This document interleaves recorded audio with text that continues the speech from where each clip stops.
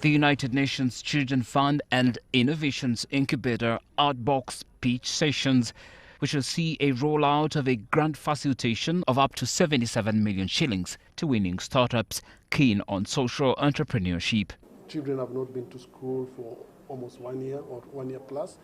Can there be innovation solutions to be able to address that? We'll find out if the 4 winners have come up with something out of the box that we can really be able to address a need. And as I said, we'll provide the seed money as Unicef in partnership with Outbox. We'll also pair them with people who can mentor them to develop these ideas to the next level. And we also look at opportunities to link them with other people who can be able to provide even additional finances so that these ideas can be taken to scale.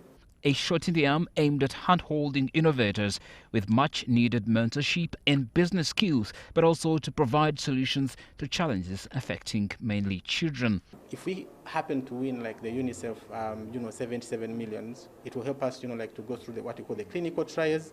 And so clinical trials is we're just going to be testing this device in health facilities. So we want to just do 4 different phases. Phase 1, which we finished, is the preclinical trial. And now this one is the phase you do, of course, in a laboratory setting.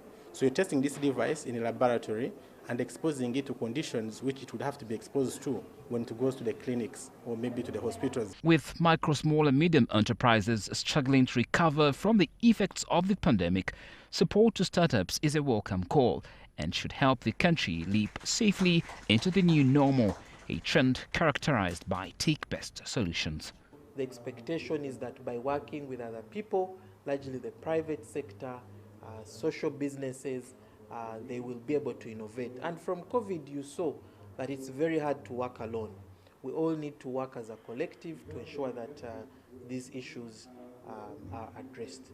So today, the teams that presented are both digital and non-digital.